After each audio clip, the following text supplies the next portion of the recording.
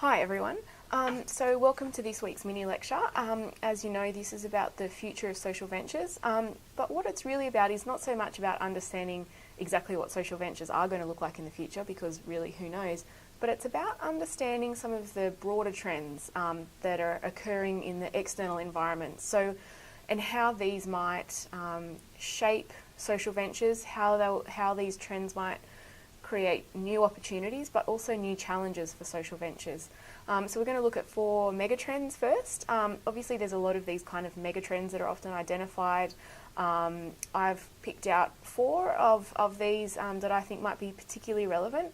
So we're going to have a quick look at those first, and then drill down on some more specific trends that have been identified by leaders in the non-profit sector who are identifying these changes that are going on and suggesting what this might mean for social ventures, what challenges it might create, and again, what opportunities might be there because of these trends.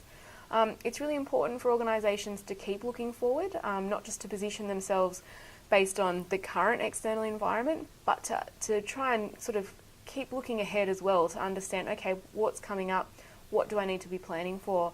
And this is really important for all of you, not just those who want to create or work within a social venture, but any organisation, to understand what this might mean for your own employment, and if you plan to be the leader of any type of organisation, to make sure you keep your eye moving forward as well as understanding what's going on at the moment. So let's go ahead.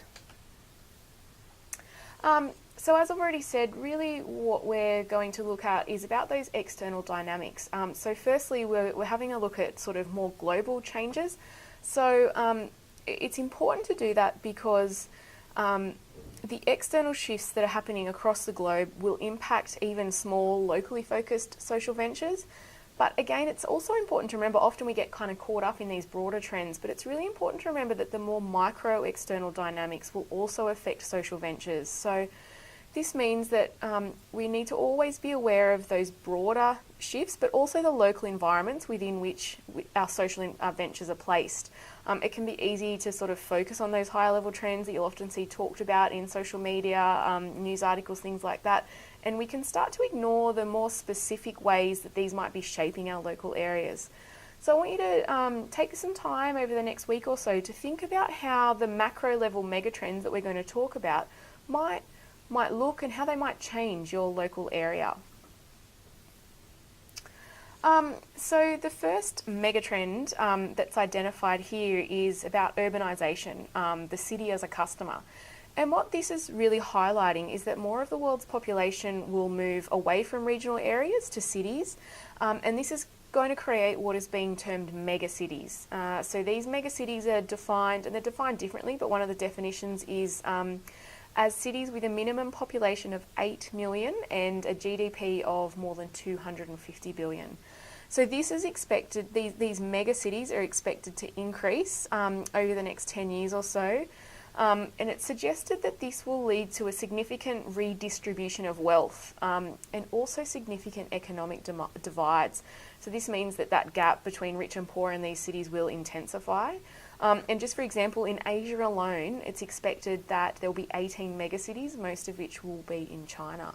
And unfortunately though, what this will mean is not only that there will be megacities, but there'll also be mega slums. So for social ventures then, obviously this will change the dynamic of the regions that they're operating in, particularly if they're in those places that do move to be a mega city. We're expecting for smaller urban areas to actually kind of come together, so that connectivity is going to increase. What it's also really going to mean is that they're expecting there'll be a shift in perspective from a country-focused economy to a city-based economy. So this will dramatically change global trade, and will of course be relevant for social ventures. So social ventures will need to be aware of this shift, will need to understand what challenges this might create in terms of how they position themselves, but also what opportunities this might create in terms of that enhanced connectivity, and a different way that they might position themselves in terms of who they are and who they seek to serve. So the next one here is smart is the new green. And what this mega trend really drives home is that green will no longer be seen to be enough. So instead, we'll be looking at smarter ways to use energy, smarter ways to provide a service or employ technology, and that's what's going to become the real focus. So instead of trying to find greener ways to do something, we'll actually be developing totally new, smart approaches that will reshape not only industries but entire cities. They're suggesting this is going to be enabled by the Internet of Things, which will really mean that there'll be a huge amount of connectivity between devices across the globe, and digital intelligence will really be the key driver of the efficiency and sustainability that will come from this smarter way of doing things. It's also suggested that this smart concept will lead to the growth and development of smart and sustainable cities, and they're expecting that actually will be totally new smart and sustainable cities developed, which are built from scratch using the latest intelligent and green kind of initiatives to reduce energy consumption and improve efficiencies. So obviously you can see that there'll be a huge market then created by this. As we can see here, expected 1.57 trillion by 2020. And this for social ventures will create a huge amount of new opportunities, and also potentially significant increase in competition from for-profits organisations who are looking to move into this kind of greener space. So I was thinking it'd be interesting for you to reflect upon this mega trend and think about what this move to the smart way of doing things, the Internet of Things, what might this mean for the new venture that you're creating with your group, and how might it impact that venture in 10 years' time? So moving on, the next global megatrend is the future of mobility, and I think really that kind of speaks for itself. It's about changes in connectivity, it's about the urbanisation that we've already spoken about, it's about changing the way that people will move around, it's changing the way that freight will be moved around. So it will mean significant improvements in the physical mobility of people. It will be much quicker, it'll be much easier to move across vast distances. And you can imagine then for social ventures and all kinds of organisations, this might really change the nature of work. It will change the nature of stakeholder relationships, and really of who we see as our neighbours potentially in business. No longer might we just be looking in kind of our local area for people that we can actually work with closely, but that geographic region might be spread quite significantly. And it also will have impacts most certainly for human resourcing for social ventures, as I said, for the selection of partners and really in how those operations are run. And then finally, one of the other significant global megatrends identified is the shift in health, wellness and well-being. And one of the key focuses of this is about the ageing population. This megatrend will be particularly impactful for social ventures that are in that human services subsector, so looking at community services organisations, those that provide aged care services for the disability space, education, all of those kind of softer kind of social ventures. So this will be a significant change for those organisations. They're suggesting that the ageing population will heighten the demand for aged care services particularly, but not just that, it's actually going to shift towards preventative care rather than necessarily treatment, which will again change the nature of service provision by social ventures. It will change the kinds of services that they need to provide, and it will change the kind of services that will be expected from this ageing population. So we're already seeing here in Australia that our aged care providers are actually using technology to enable elderly people to live at home longer and to remain connected. There's innovations, huge amount of innovation is expected to come in the healthcare space, and again, we can't even quite imagine yet what this is going to mean. So this will open up again huge opportunities for social ventures to not just actually take up what happens here, but it could be really critical that social ventures are involved in the actual shaping of these new kinds of services to make sure that human side of things is taken care of, because a lot of what's going on here is talking about preventative care using digital technology. It's about remote care, and one of the fears is that people will lose that human connection. So it could be really important here for social ventures to take up that advocacy role and to become involved in the design of these new interventions. So just something to be mindful of, I guess, if you're working in this space. Not only do you need to be aware and prepared for these changes, but that you might actually be in a position where you should be someone who's trying to help shape the way that these changes do affect social ventures and service provision, because that's actually a key role for social ventures is that social innovation, and making sure that within social innovation we're not taking that necessarily rational and economic lens to innovation, that we're making sure that there is that human-centered focus there. So moving on now, as I said, they were the kind of mega trends that were identified, and here's some more specific ones that have been called out by some non-profit leaders, and obviously, as we know, a lot of social ventures are non-profit, so they're highly relevant here. And so I'm just going to quickly talk through some of these. Some of them we've already touched on in class a lot, which is great. So the first one here is consumerization, and what this is really about is about the development of concepts by consumers or in partnerships with consumers. So it's rather than seeing new business models, new ideas being developed by the enterprise and pushed on to consumers, it's about suggesting that consumers will be involved in that change. It also refers to the expectation by consumers that organisations will understand them personally and develop services and products accordingly. And for social ventures, then this might mean that funders and donors will expect a similar level of personalisation, and it might be really important for social ventures to set them apart from the intensifying competition that we're aware of. And then measuring and reporting impact. So we have talked about this quite extensively. It's becoming more and more important for social ventures to prove their worth, essentially. As we've said in class already, it's important for them to do it so that they can break through the competition, they can maintain their identity. It can help also not just in terms of obtaining funding, but actually in working with their beneficiaries so that they can understand how to better shape their services. So social ventures, as we know, are being expected to quantify their social outcomes, but also present that impact through compelling stories.